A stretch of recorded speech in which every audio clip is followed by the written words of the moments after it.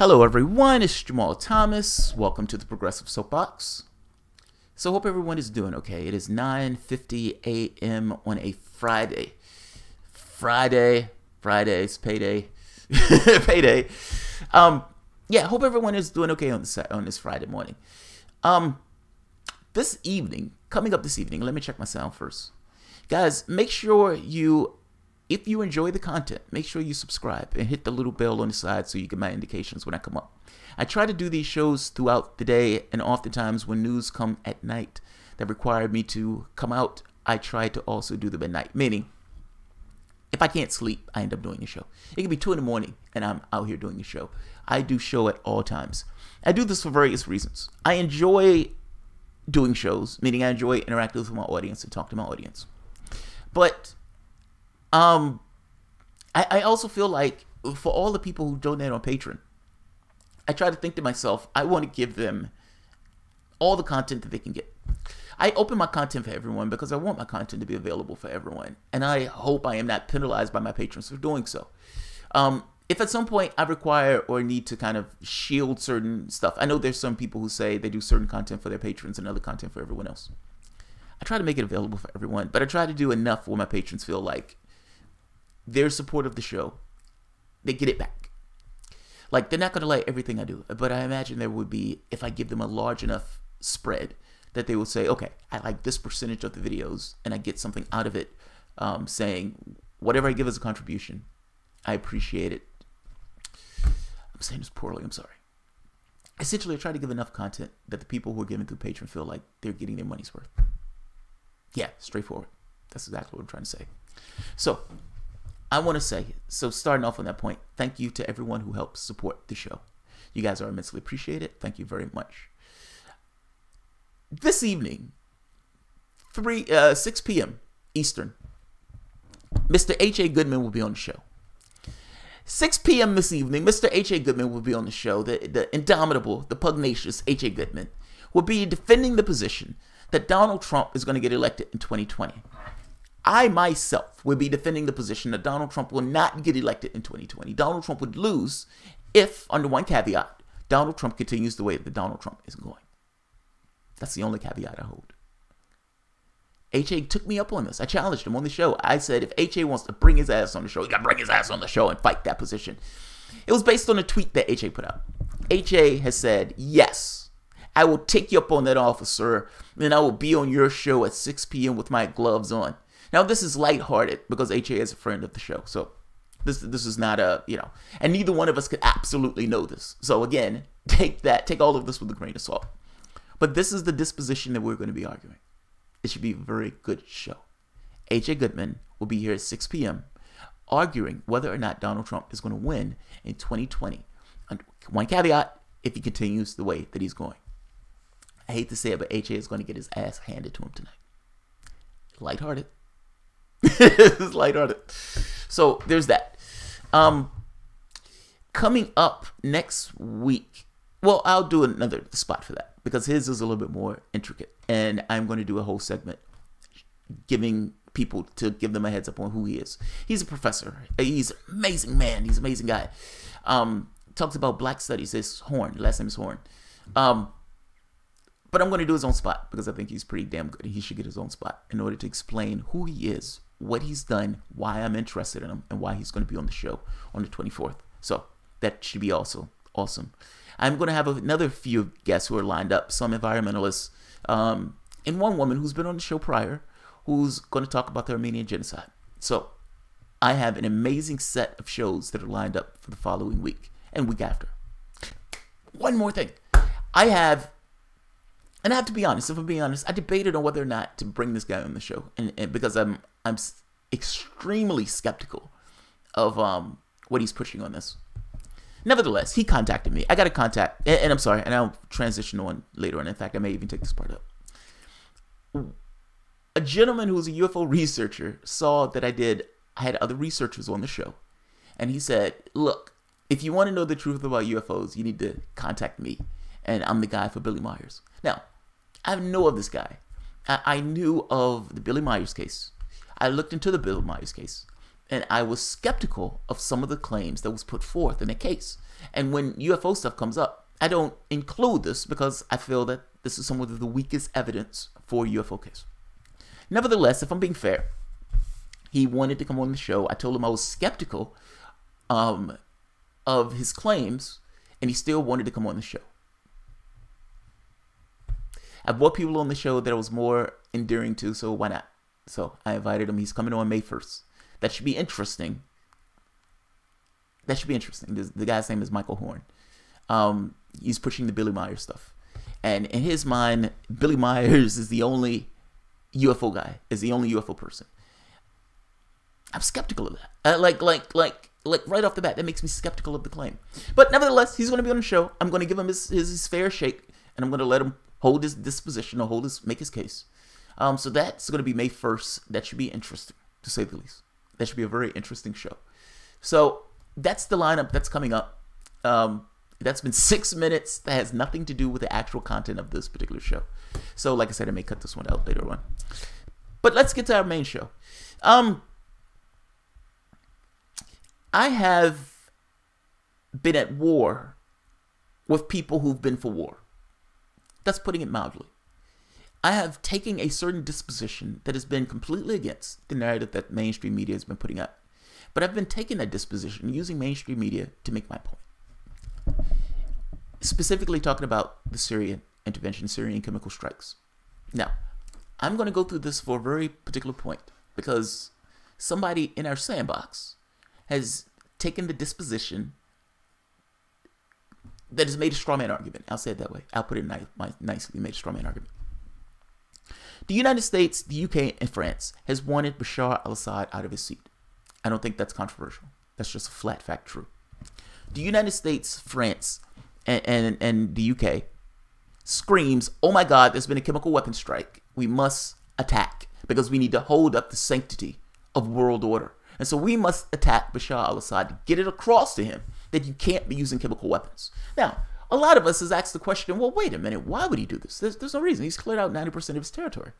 Now, we've also kind of made the point that right now, Mattis, despite having already done the strikes, the United States is looking for actual evidence of Syria chemical weapons. That's what Mattis says. That's the guy who's the defense secretary. He's still looking for chemical weapons.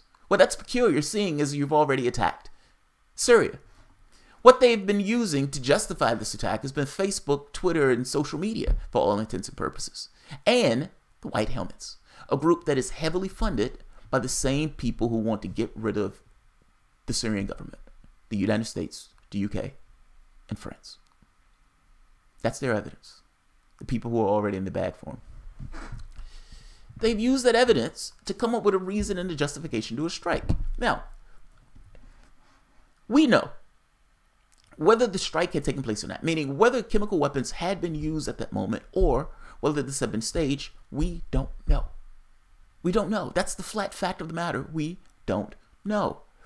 All of this is coming from people who are in line with the United States, France, and the UK, the exact same people who want to take us out of that seat. Let's keep going. I'm doing this for a reason. Syrian rebels, we know, may have used sarin. We know it. We know they have access to it.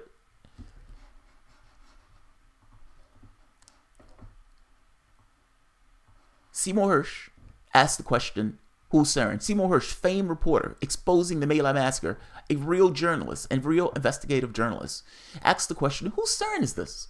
We know the Defense Intelligence Agency of the United States know that Turkey also wants to side out that seat. They also know that there's been a trail going from Turkey to Syria with regards to chemical weapons. Meaning, there's a difference in the chemical weapons that the Syrian government was using versus the Syrian weapons that they're saying was now used. The signature is different, or the chemical is different. That's just going back from the last time, the last chemical strike. And this chemical strike, we don't even know if the chemical strike took place. But on the very least, in the last chemical strike that took place, the question became, wait a minute, whose weapons were used? The Syrian government supposedly didn't have it, supposedly gave them up. The Syrian government gets nothing out of this. We know that the West wants to get involved in this conflict. We know that the West has been supporting terrorists in this conflict, and we know that those same terrorists that the West have been supporting has access to chemical weapons. These are all things that we know. There's no hedge. I don't even think this is controversial. Seymour Hersh, famed reporter, says, wait a minute, they're accusing these people of an attack, and we don't even, the sarin is different. Why are they using a different sarin? And why is the United States automatically making the assumption that the Syrian government did it when the United States has its own reports is saying that there's been a trail going from Turkey into that country, meaning that the terrorists themselves, for all of these countries that want Bashar al-Assad out that seat, and many of these countries have chemical weapons, and there's a trail leading from some of those countries, at the very least Turkey, into Syria with chemical weapons. Whose sarin is this? How do you know that the sarin belongs to Bashar al-Assad? How do you know? How do you know? How do you know? And more importantly, do you care? Do you care? The question becomes whether or not you care. He made the point, Seymour Hersh made the point that we don't know who did this, but it looks more likely than not that the terrorists themselves did the chemical strike. We're talking about the last chemical strike, the one that Donald Trump attacked Syria over. This chemical strike, we don't even know if it took place. That's where we're at. I don't even think this is overly... Some of this may be controversial, at the very least from the sarin attack, but it shouldn't be too controversial, seeing as... Right here. Seeing as Mattis himself says there was no evidence Assad used poison gas on his own people. He's talking about the last chemical attack, by the way. That's where we are. When I'm taking this disposition, that's why I'm taking this disposition. They haven't made their case. By their own standards, they haven't made their case. Let's keep going. Turkey calls security leak villainous and blocks YouTube.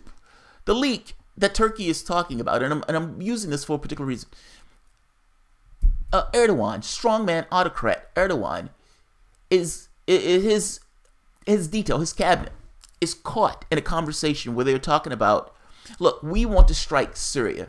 Don't worry about coming up with a pretext. We can just say Al-Qaeda, and we can use this within the framework of Al-Qaeda to come up with, to give our reasons, to make the world believe that we have reasons for doing the strikes that we're doing. We can do a false flag. What they're talking about is coming up with a false reason in order to do an attack in Syria. They're lying to the rest of the world and to their public to come up with a pretext. He gets so animated that the fact this leak came out, he shut down YouTube. He blocked YouTube in his country and calls it villainous. How dare you let out that I am talking about a false flag in Syria? Yes, false flags exist. Congratulations. Yes, they exist. He got caught talking about having one in Syria. He's not the only one. He's not the only one. I'm making a point that if you believe that this behavior that Turkey is taking is somehow unique, you are insane. Leaders do what leaders do, and they come up with reasons to justify that to the larger population. He's creating a pretext for an attack. All of them do it. You're stuck with that. All of them do it. He's not unique, nor is he special. Right here. UN inspector talking about the leaks going back, I think it was in 2013. Investigation for crimes against humanity and war crimes. We collect some witness testimony that that made to appear that some chemical weapons were used, in particular nervine gas. And what appeared on to our investigation that was used by the opponents, by the rebels, and we have no indication at all that the government, Syria, the authority of the Syrian government, have used chemical weapons. That woman is an inspector to the UN dealing with chemical weapons. Let's keep going. There's more. There's more. I don't take this disposition for no reason. Take a look at this. Seymour Hersh himself explaining this. Peace Report, I'm Amy Goodman. as Syria continues to remove its chemical weapons arsenal under the monitoring of the United Nations. A new article by the Pulitzer Prize-winning journalist Seymour Hersh questions what happened last year in the Syrian city of Ghouta when hundreds of Syrians died in a chemical weapons attack. The United States and much of the international community blame forces loyal to the Assad government, and the incident almost led the U.S. to attack Syria. But according to Hersh, while President Obama and Secretary of State John Kerry were making the case for U.S. strikes, analysts inside the U.S. military and intelligence community were privately questioning the administration's central claim about who is behind the chemical weapons attack. According to Hersh, the U.S. Defense Intelligence Agency issued a highly classified 5-page talking points briefing on June 19th, which stated the Syrian rebel group al-Nusra maintained a sarin production cell. According to the DIA, it was, quote, the most advanced sarin plot since al-Qaeda's pre-9/11 effort. The DIA document went on to state, quote, Turkey and Saudi-based chemical facilitators were attempting to obtain sarin precursors in bulk, tens of kilograms, likely for the anticipated large-scale production effort in Syria. A month before the DIA briefing was written, more than 10 members of al-Nusra were arrested in southern Turkey with what local police told the press were 2 kilograms of sarin. Investigative journalist Seymour Hersh now joins us from Washington, D.C. His latest piece is headlined The Red Line and the Rat Line. It was just published in the London Review of Books.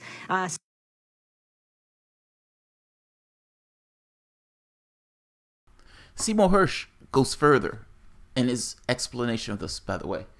But she gave an awesome summary of what Seymour Hersh was about to say. Let's keep on. There's more. One of the hostages that was taken by the terrorists, this guy is, if I'm not mistaken, a Dutch hostage. I think it was Dutch, Pierre Piscinen. I could be wrong on his thing, but European hostage. Take a listen to what he's saying about his experiences there. D'avoir accepté notre invitation après cette épreuve. Alors tout d'abord, comment allez-vous après ces 5 mois de détention? Vous parlez de brimades, vous avez subi des coups également. Oui, donc mon collègue et moi, à plusieurs reprises, avons été, comme le reportage l'a montré, considérés comme véritablement des sous-hommes par certains des acteurs de notre détention. Et surtout, lorsque nous avons tenté de fuir à un moment parce que nous craignions réellement pour notre vie, après avoir été repris, nous avons été sérieusement punis. Les mains attachées dans le dos, des coups sur la colonne vertébrale, des tentatives de nous faire avouer aussi que nous avions caché une arme, une grenade à main on ne la possédait pas. On n'aurait pas pu répondre et mettre un terme aux sévices que nous subissions, notamment avec un ciseau, on nous coupait le bout de la langue, on entaillait le bout de la langue pour nous faire parler. C'est très douloureux. Vous allez bien ce soir? Nous allons bien, oui. Pierre Piscinen, ce midi sur RTL, en vous appuyant sur ce que vous avez entendu durant votre séquestration, vous affirmiez, je cite, que c'est un... They tortured the guy. And the sad part about it is, as I watch this, I think to myself, we don't even have the moral high ground on this. Because we tortured their people also. Let's keep going. Un devoir moral de dire que ce n'est pas le régime syrien de Bachar el-Assad qui a perpétré une attaque chimique en Syrie. C'est un devoir moral de dire que ce n'est pas le régime syrien de Bachar el-Assad qui a perpétré une attaque chimique. Right there. It is a moral duty to state that it is not the Syrian regime of Bashar al-Assad that perpetrated a chemical attack in Syria. That's what he's saying. He's saying it in a different language, but that's what he's saying. So let me keep going. En Syrie. Ce soir, votre compagnon d'infortune, le journaliste italien Domenico Chirico, dit qu'affirmer cela serait une folie, qu'il n'a eu aucune preuve pour pouvoir l'affirmer. Il dit ça sur le site de la Stampa. Quelle est votre réaction? J'ai été très occupé aujourd'hui, je n'ai pas encore eu le temps de téléphoner à Domenico. Je suis un petit peu étonné parce que nous étions ensemble lorsque nous avons entendu cette conversation, donc je vais lui téléphoner tout à l'heure. What's taking place? One of his captors, one of the other people who was with him, said it would be madness to assert that it wasn't the Syrian regime. There's no way to know that. He's saying, well, that's a little strange seeing that he was there with me. As this goes on, it becomes this thing of, yes, both people were there. Both people heard the exact same conversation. He comes out saying, well, I'm taking the conversation at face value. It sounds like It wasn't the Syrians, it was the terrorists. Why would the terrorists say something like that if it wasn't the terrorists that were doing it? His friend is saying, well, I mean, yes, I heard exactly the conversation that you had, but you can't necessarily know that as a flat fact. That's the conversation they're having. Long story short, the person who was there overheard the conversation talking about they were using some chemical weapons. I'm putting all these at the bottom for you to inspect yourself. And of course, there's Eva Bartlett.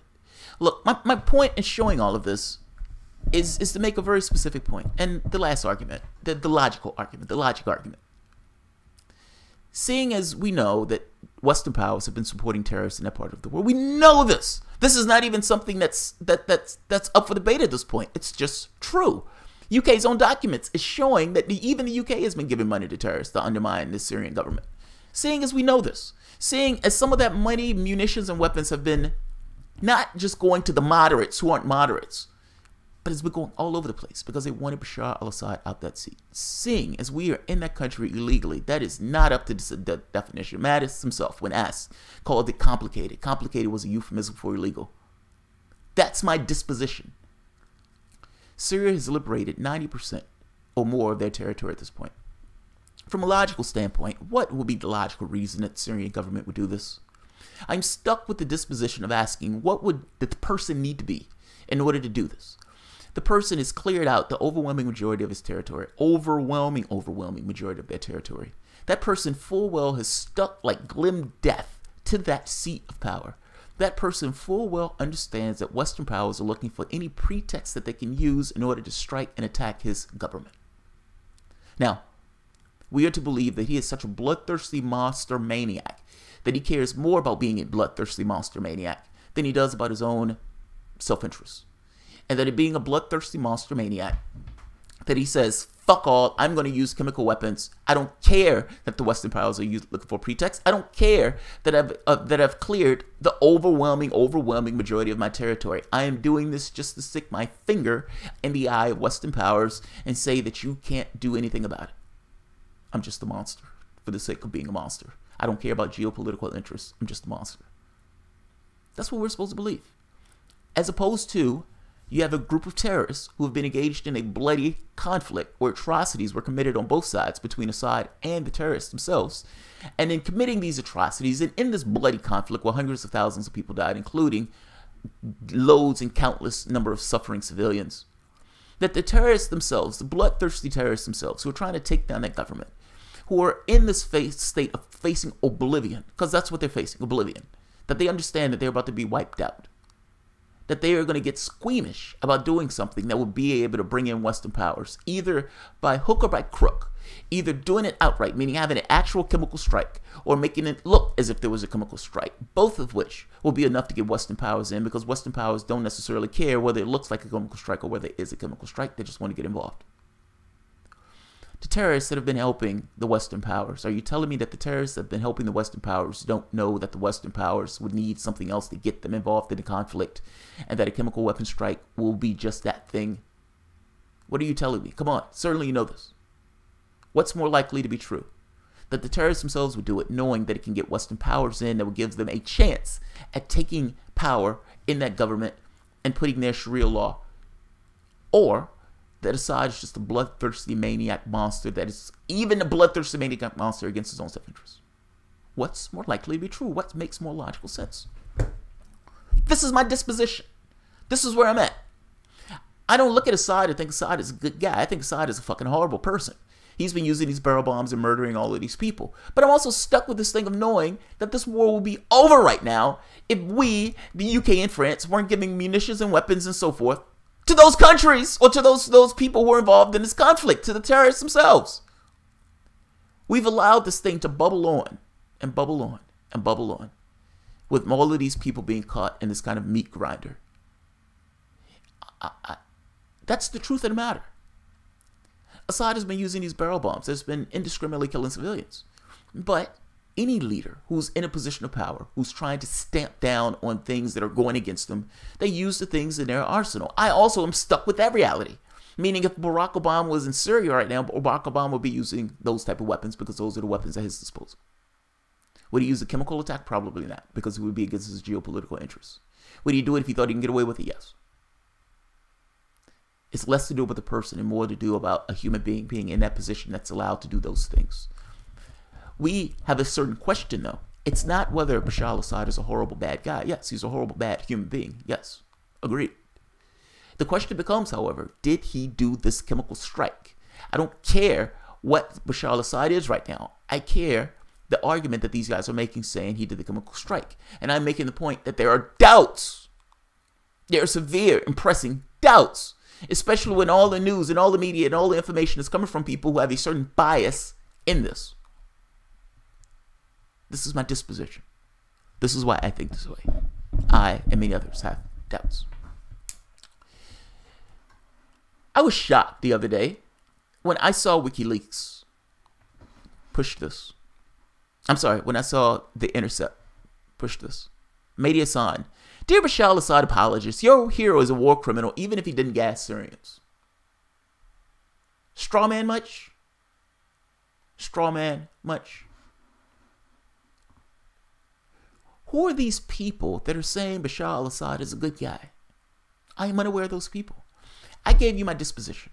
I gave you the disposition of everybody that I know of that is pushing this particular narrative of saying, no, we have questions. The West has a particular dog in this hunt. The information that's coming out of the West is somewhat biased and jaded. And yeah, we have questions. These are the reason that we have questions. We have questions. It has nothing to do with Bashar al-Assad being a good or bad guy. He's a bad guy, agreed. Doesn't mean he gasses on people.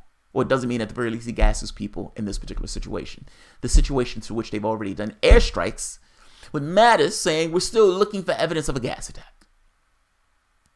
They use social media for this. Let me say that again. They use social media as a reason to attack Assad. It's fucking insane. This is insanity. Let's go through Mehdi Hasan's piece, but I got to be honest, the entirety of this piece is a straw man. It's attacking people who may exist in the minor percentages. I wish he would have enumerated the people he was talking about, because at no point did he do that. He went immediately to, there are people out here who think Bashar al-Assad is a great guy, and now I'm just going to attack those people who think Bashar al-Assad is a great guy. Here's the question. Who are you talking about? Who are you talking about? We're making the disposition of they need to prove their case. Who are you talking about? Are you talking about people like me who are saying they need to prove their case? Because again, I make the point that's a magnificent straw man. You should have enumerated the people you're talking about. So I would not have had to make this video. Who are you talking about? What people are you saying thinks Bashar al-Assad is a great guy? What people? Name them, list them, give them by name. I want to know who these people are, because I would agree with you if you would have named them, but you named nobody. You went for this thing of all of those apologists who think Bashar al-Assad is a great guy, then I'm just going to trash you for thinking he's a great guy. Bashar al-Assad probably did use chemical weapons at some point. Not this time. Not this time, which is the topic up for disposal. What are you talking about? Who are you talking about? Who are you talking about? I call this a straw man. And by the way, the Intercept does amazing work. So this is not shitting on for the entirety of the Intercept. And Mehdi Hasan, my experience with him is him doing amazing work. I've seen him doing interviews with Noam Chomsky. I like the guy. Not this piece. This piece is a straw man. This piece, the entirety of this piece is a straw man. It is a shitty piece of work. You shouldn't have done it. You should have stayed in bed that morning. That's how bad this piece is. I want to read it, but I read this piece thinking, the entirety of the piece, who are you talking about? You're talking to mythical people who may exist, but in small fractions. And what I mean by this is, yes, in every situation, you're going to have people go down a gradient. There's no way to get away from it. There are going to be people who err on the side of, I think he's a great guy in a small minority percentages, and you're going to have people who think he's a horrible person. But those people are within ranges. They're in gradients. You're on the Intercept. You're reaching thousands and thousands and thousands and thousands and thousands of people. You have a major megaphone. Why are you using that megaphone to shout at 2% of the population? That's what I'm getting at. Which makes me think that you're not talking about 2% of the population. It makes me think you're talking about the people who are taking the disposition that I am taking that says the West needs to prove its case. Even in the article itself, what he cites is doubts. That's the amazing part of this. This is why I think this is such a shitty piece. I would say this. I would give this cover. In arguments, in any argument that you're taking, people sometimes, in order to defend a particular disposition, tries to make one side seems like a dove because it's easier from a moral clarity standpoint to deal with a situation where one side seems more like a dove. It is far easier to defend Bashar al-Assad if you make Bashar al-Assad seem like he's an innocent actor in this, that he's not a bad guy in this, that he's somehow a dandelion in the breeze and that these people are attacking him unjustly. I don't need to do that. There is a situation where both can be bad. This can be a bad actor and this can be a bad actor. Everybody in this is shitty. I can do that. A lot of people can't. When they were talking about Obamacare and making this argument about Obamacare, people made it look like it was universal health care because they needed to defend against Republicans who were attacking Obamacare. It wasn't anything like universal health care. There were still 20, 30, 40 million people who didn't have health insurance when Obamacare was passed. Rates going through the roof. It's not universal health care, but it didn't stop Democrats from making it sound like this was health care coverage for everybody. Some people do it, but I don't think there's a need to do that. And the question becomes, is that what's taking place now? That's the question. Who is he talking about? I wish he would have enumerated the people he was talking about as he was giving this particular diatribe, if you want to call it. Let's take a look at this. Let's take a look at the article. Like I said, I don't know who he's talking about, so I can't even give a defense or non-defense for those specific people because he enumerated nobody. So I have to assume that he's strawmanning the people who are taking a disposition against this war thing. Let's take a look at his article. Dear Bashar al-Assad apologists, your hero is a war criminal even if he didn't gas Syrians. Sorry to interrupt. I know you're busy right now trying to convince yourselves and the rest of us that your hero couldn't possibly have used chemical weapons to kill up to 70 people in Rebel Hill Duma. All right. So he gives a link. This goes to the BBC. Volunteer Rescue Force, the White Helmets, tweeted graphic images showing several bodies in the basements. It said that the deaths were likely to rise. There has been no independent verification of the reports. Syria has called the allegations of a chemical strike a fabrication as its main ally, Russia. The very first thing that he gave had doubts on whether or not it was true, and the only people who were verifying it were the White Helmets. Are you serious? Are you serious? The first thing that you gave in your piece had doubts built into it, and they even acknowledged the doubts in the piece itself. They didn't know. They weren't verified independently. You're embarrassing. This is shameful. This is utterly shameful. Let's keep going. Maybe Robert Frisk's mysterious doctor has it right, and maybe the hundreds of survivors and eyewitnesses to attack are all crisis actors. All right, here's another link. Let's go to this link. Let's see. Because I was open-minded on this. I was like, maybe I'm wrong. World Health Organization. 500 Syrian patients show symptoms pointing to toxic weapons exposure. The World Health Organization on Wednesday, around 500 people have been treated for signs and symptoms consistent with exposure to toxic chemicals after a suspected poison gas attack on Syrian rebel enclave just before it fell. Hasan, Syrian ambassador to UN General, rejected the World Health Organization statement as containing baseless allegations and questioned its timing and the credibility of the United Nations Health Agency, which has not been to Duma in eastern Ghouta. The incident has been staged, he added. Now, whether or not you want to take the Syrians' case on this, whether or not the World Health Organization has sent anyone to Syria in that area is a flat fact. The question, they haven't. They haven't. So they're like, this looks like a lot of people have had, health things. And somebody makes a point, have you been there? No, we haven't. We haven't. I mean, come on. Syria has formally invited investigations from the Organization for the Prohibition of Chemical Weapons who would visit Duma very soon, told reporters. Just before, a day before that visit of the OPCW, the United States, UK, and France attacked. Why didn't you wait for the OPCW to do the investigation? Why on earth? That's a curious timing of an attack, don't you think? Let's keep going. My point in this is in the document that he made, that there's doubts even built into the document that he himself gave to back up his case. Hasan, this is sad. If you want to come on to the soapbox to have a conversation about your failure on this, you're more than welcome to come on to the soapbox to discuss your failure. But this is a horrible piece of straw manning. Just keep going. And a failed piece of journalism, if you want to call it journalism. You can't even call it that. All right, that's first. These are the things he's putting up. Maybe Assad didn't use the sarin to kill around 100 people in a rebel head cocoon a year ago either. Well, according to Mattis didn't know. There was no evidence Assad used poison gas on his people. Is Mattis wrong? Is he wrong? They don't know because they didn't do an investigation. That's why they don't know. They didn't care. What are you talking about, lefty?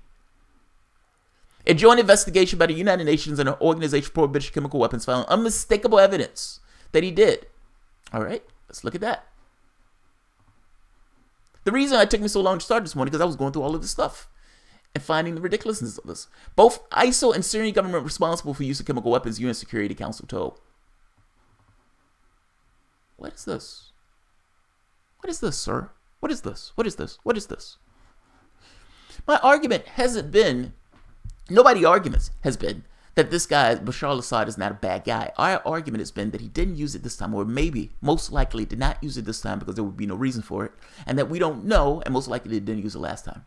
And right now, the articles that you're given is cutting your argument down, adding in the doubts that are built in what we're saying, our doubts.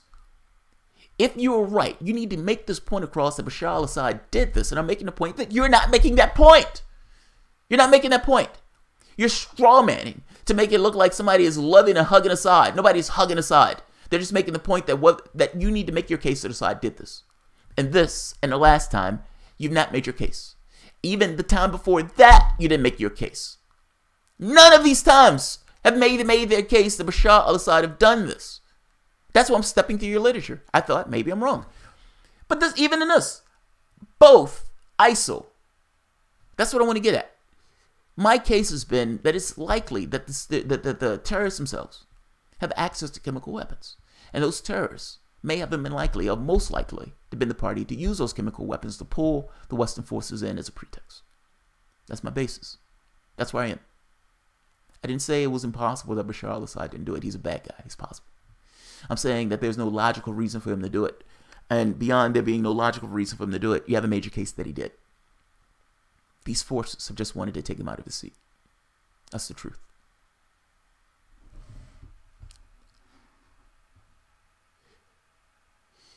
Let's keep going. Let's keep going. This is his article. Human Rights Watch and Hans Blix also agree that Assad was probably to blame. I'm glad that they agree he was probably to blame. But maybe they're all wrong, or maybe they're just paid shills for the CIA. Well, I've given you my evidence on why there are doubts. You haven't given yours. You've named these things, but I've gone through your articles. Your articles themselves that you've added in this had doubts. That's kind of what I want to get at. There are doubts. It's not that I think that Assad has never used chemical weapons. My focus on this is boiled down to going back to Obama saying that he used chemical weapons, and up to these few times. I am making the point to you that you have not made your case that these times have been the use of chemical weapons, or Assad has used chemical weapons in these times. This is vitally important, seeing as these guys are trying to start World War III. I am making the point that you haven't even gotten past your first case, let alone getting to the point of making a determination on what you want to do about it. You haven't proven your first case. Even you, the stuff that you've put up here, has not demonstrated your case. It's not that I love Assad. I don't have to love Assad. I don't have to like or dislike Assad. Assad is kind of besides the point. The question at hand is, did he do it? Now, I don't know these people that you have that are loving Assad. I don't know the 2% of the population that you find that is loving Assad. I don't know who those people are. You should have enumerated those people in the article. I would have given you a little bit more credit. What I take from this is a straw man, that you're attacking people who are attacking the mainstream media's claim of these things that have taken place, and that you are sidestepping the things that these people are saying and going and castigating them as, smearing them as Assad lovers. This piece is absurd. This piece is absurd. I may still like you for your other stuff, but this is a failure, sir. This is an unmitigated failure.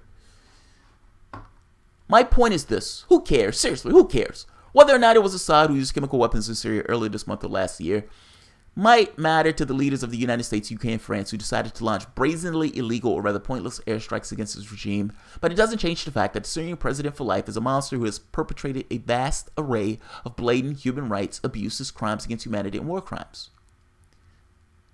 Yeah, that's true. That's true. But it's also true that Bush invaded a country and killed 1 million people. That is brazen war crime. However many people you think Assad killed in that country, whether you think he used chemical weapons, whether you think barrel bombs are horrible, all of that's true. Meaning the chemical weapons, all of that's true. Yeah, I get it. Bush killed 1 million people and nobody gave 2 shits about the fact that Bush killed 1 million people and he's out there painting right now. And you're telling me Assad, this is the country that I live in. So understand my skew of the world and the way I see world leaders may be a bit off kilter because I'm dealing with a monster that killed 1 million people who are there, who's finger painting right now. That's who I am. That's my skew. When I look at the world, that's the skew that I'm stuck with because I'm stuck with a country that didn't kill 2 shits, that we had a fucking monster and a war criminal who's out there right now walking around doing his rounds on various shows. What about Israel? Israel is out there murdering Palestinians right now in the open, brazenly committing war crimes. Nobody gives 2 shits about that. What about Saudi Arabia murdering Yemenis? I'm trying to get across this thing that there seems to be a very specific skew in the way that the world is looking at the things that take place. And it seems in some case, justice must be under... Justice! We must be the fucking Avengers and we must punch somebody in the nose. But in the other cases, not so much. We don't want to bomb Saudi Arabia. We don't want to bomb the United States. We don't want to bomb Israel. We don't want to bomb all these other nations that are committing war crimes. But in this specific case, we need to do some shit right now to keep world order. This is laughable. I'm sorry, it's laughable. It's laughable. Your underpinnings of your argument is laughable. That's what I'm getting at. This is, can't believe this guy's on the left. Yes, I'm ripping this piece apart because this piece is fucking ridiculous. I understand that there may be a small percentage of people who need to boost up Assad in order to kind of make this point of why we shouldn't do our attacks. I am not staying on the disposition of fighting this war on the front that, yes, let's agree that the Syrian thing is taking place. No, I'm fighting this war. You need to prove to me that that's taking place. And if you want to take this disposition that all evidence is in, even though these people haven't been to the place, that's you. That's not me. And you're wrong, by the way, because all the evidence is not in and we don't know. You're fundamentally wrong. Let's keep going. Now he wants to talk about Assad's sins. Assad used chemical weapons and doom is irrelevant to the moral case against him. No, it's not irrelevant. It may be irrelevant to the quote-unquote moral case, but that moral case can be used against everybody, Hassan. That's the problem with the moral case. All of these people are bad actors. That's the problem with your moral case. Donald Trump right now, at this very moment, is bombing in various countries, killing massive amounts of civilians, scaling up what was done by Obama by a factor of like 4. Is he a moral actor? Is he bomb other people? Explain to me. Is France a moral actor after getting involved in a war with Libya where they destroyed that country and they're selling slaves right now? I'm trying to understand your scale for morality here. How are these moral actors? How are these the arbiter of moral force? That's what I'm getting across. Yes, what they did was illegal, but I'm getting at something a little bit more subtle. There are no moral high ground. There is no moral high ground. That's what I'm getting at. There is no moral high ground. I don't want to fight whether or not we should do strikes or not on purely illegality. That's not where I want to fight this. The war needs to be fought on whether or not it's true. The fight for legality is a secondary fight. That's the fight that you take where you cede a certain amount of ground and you take the fight to something else. But no, the fight needs to be had on whether or not it's absolutely true. Because the fact is, the American public and the public in many of these nations don't have the sense to realize that there is a distinction between something that took place, a horrible thing, and what we can do about it other than war. He wants to shit on the side. This video has gone long, so I'm not necessarily going to show the article, but you can read the article for yourself. It's essentially, Assad is a bad guy. Assad is a war criminal. Assad did horrible bombings. Assad tortured. Assad starved. Assad bombarding and besieging stateless Palestinians at Yarmouk refugee camp. It's just, Assad is a horrible war criminal. Agreed. Agreed. But I agree a lot of people are war criminals, Hasan, and that's kind of my problem. This idea of justice that peaks, that looks around and says, that's a bad guy, but we're going to give a pass to all these other bad guys. I'm a country with a lot of bad guys. That's my problem. My moral center on this is that the morality of these people involved in the process, they don't have moral standing. Their countries don't have moral standings. That's what I'm getting at. Yes, Assad is a bad guy. But it is a straw man argument like nobody's business to make the case that all of these lefties are somehow hugging Assad. And yes, I understand at the moment that I make this case, you're going to say, wait a minute, I'm talking about the people. But you didn't name those people, Hasan. You made it, it's one thing if you enumerated the people who you're talking about, but nobody knows who you're talking about. Which means that I must take the case that it sounds like that you're strawmanning a lot of people who have questions about whether or not this took place. And the fact is, those people who are asking questions of whether or not it took place are right to ask those questions. Because we don't know if Bashar al-Assad did it. We don't know if Bashar al-Assad did it the last time, nor do we know that he did it the time before that. What we do know is the terrorists themselves have the most interest in doing something like this in order to draw the West into the conflict. And as I started this video, I gave you the entire rationale that I go with. It's not that I think he's a great fucking guy. It's that I don't think we have, A, the moral standing to make this case, but beyond the moral standing, beyond morality and everything else, they need to prove their goddamn case on whether or not they did it. And shit like this gives the libs, the limousine libs who want to go in and do this warmongering, a stick with which to hit people like me, Dor, and some of these other people who don't necessarily like this warmongering. Good job on your failure. Good job on your failure. Who's here? This video has gone long. I'm sorry. I like your show. Keep doing your thing, Anthony Allen. Thank you, Anthony Allen. I appreciate it. The white helmets are fake. Change my mind. Wesley Walker Jr. God damn it. I love that statement. Like what I mean by that is, it says I'm open-minded. When I saw his article slightly annoyed me when I first read it, but I said, you know what? Hasan is a good guy. I like Hasan. Maybe I'm wrong. Maybe I'm wrong. I don't know fucking everything. Maybe I'm wrong. Maybe I have a disposition where I'm not seeing certain things. Maybe I have a cognitive bias on this. It's not that I love Bashar al-Assad. That's what annoyed me about the article when I first read the title. But maybe I'm wrong. And as I went through piece by piece, and I went through article after article after article after article, and I'm like, is this what you're using to make your case? In most of these cases, they're adding in doubt. Some of the people had never even been to the site. Never even been to the site. And they're using the white helmets, a group that's funded by the West, to make determinations about independency. Or acting as if this is some kind of independent arbiter. You're wrong!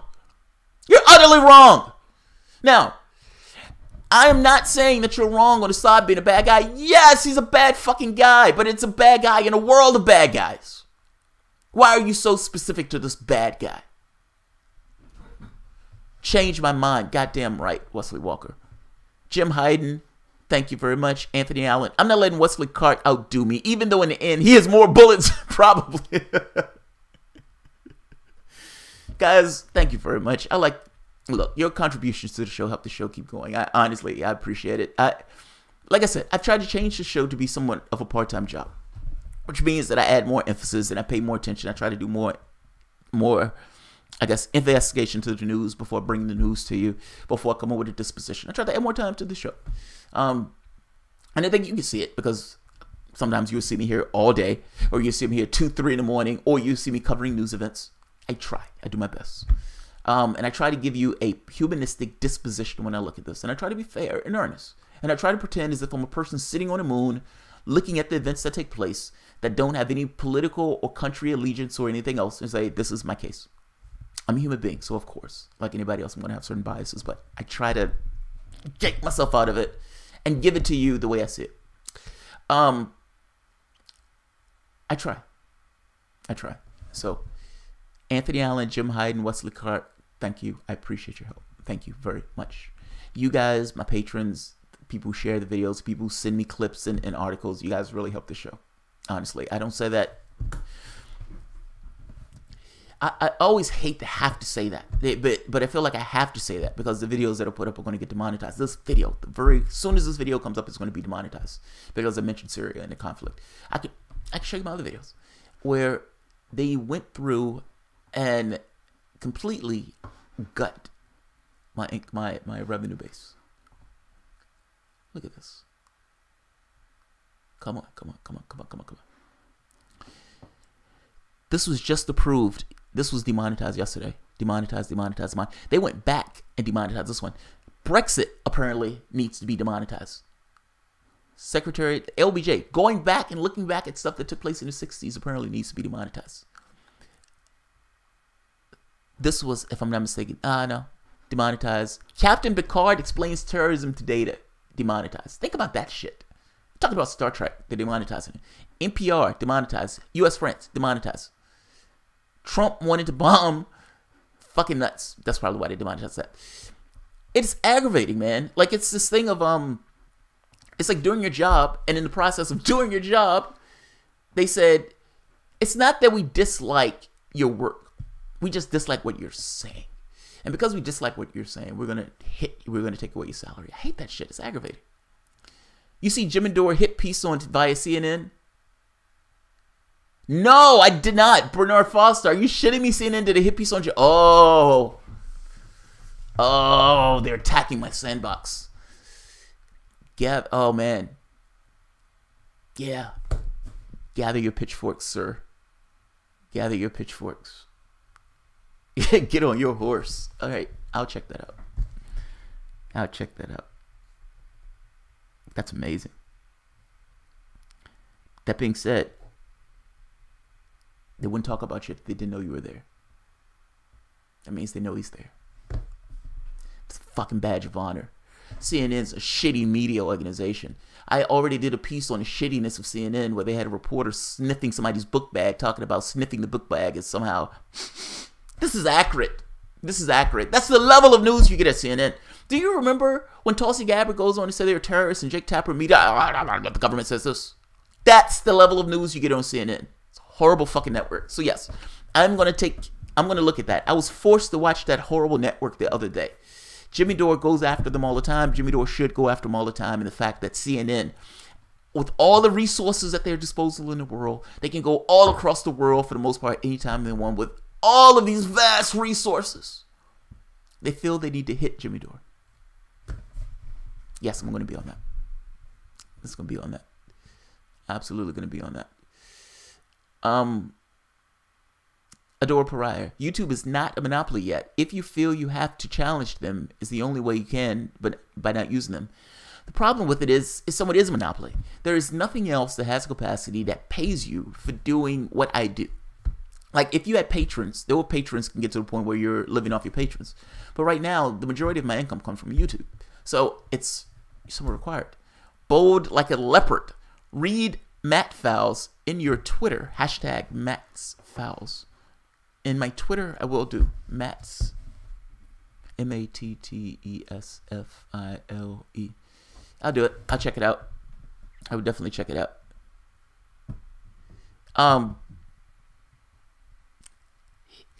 I'll end it on this because I need to check out the Jimmy Dore thing. I'm pissed off by that. If I mention, is it a hit piece? That's true, Hello Jerk. But see, I haven't seen it, so I don't know. I haven't mentioned. I need to see it. Look, I'll end it on this. I don't hate Mehdi Hasan. I like his previous work. I think he's worked at Al Jazeera and some of the other places. But I have seen some people who I would consider to be on the left take a certain disposition that I haven't particularly liked on this issue. I look at this in the sense of chess. And to be honest, I grew up playing chess, so I look at the entire world from that standpoint, unfortunately, or to my betterment or to my detriment. This is a propaganda war. That's what it is. In Western nations, we don't have autocrats in the sense of autocrats. We have management. We have media management. We have this thing of trying to shape public opinion, using the media to shape that public opinion. If the media is making the case that, oh my God, we need to be horrified and aghast by what is taking place, but they give you no context at all for what takes place around the world. I mean, Bashar al-Assad has been using barrel bombs. It's been indiscriminately killing civilians. But we also have been indiscriminately killing civilians. We don't say it that way. We say it in a different way. I'm making the case, or making the point, that the media is somewhat of the problem in this case. But the media is a sense like an arm of the government in the way they sell war. If the media is making a case that says, oh my God, something is taking place, and the public is immediately primed just from the years that has been going on that if something is taking place, we need to take action. Well, I need to stop that first point. I need to not believe that the public is going to be able to rise to the better angels of their nature in the same way that they've never done prior. I need to stop that first point, that first premise that they're taking, saying that something that horrible has taken place. I need to challenge that narrative. Has something taken place? It's called loyal opposition. Has something taken place? Explain to me, prove it to me, show it to me, give me some evidence on this. Give this to me. And with all in the context of saying that, yes, the West has a dog in a hunt. Yes, the West wants Bashar al-Assad out that seat. It's called loyal opposition. It's called asking questions. It's something that the media used to do. They don't do it anymore. They're stenographers. I don't know what Hasan is saying on this. I agree with him that this is illegal. I disagree with him that there's this large chorus of people who are supporting Bashar al-Assad and hugging Bashar al-Assad. So, I'm sorry this one has gone ridiculously long. I may trim the beginning of it. I may trim the beginning of it just because it's gone so long. But that's a fail, Hasan. That's a fail. Your piece is an absolute, utter fail. It's a disaster of a piece. This piece sucks. I can't get it across. I have a lot of adjectives that I would like to use for this piece. But it's horrible. It's a bad job. It's a bad fucking job. You. This guy. Mehdi Hasan. You have done amazing work in the past. This is not part of it. This is not part of it. So, I will end it here. Good work in the past. This piece is not a part of that good work. Like I often do, if Mehdi Hasan wants to come on the progressive soapbox and explain himself and explain why he would write such a failed disaster of a piece, he is more than welcome to do so. My information is always below. Feel free. In fact, I contacted myself. He's not going to answer, but I contacted myself. I don't have the clout yet to pull that off. It'd be like, sir, if you want to come on the show, and people say yes. HA did it, but that's more good spirits. This will be more calling to account. So, all right, guys. I will end it here. I'll see you guys probably in the next 20 minutes or so.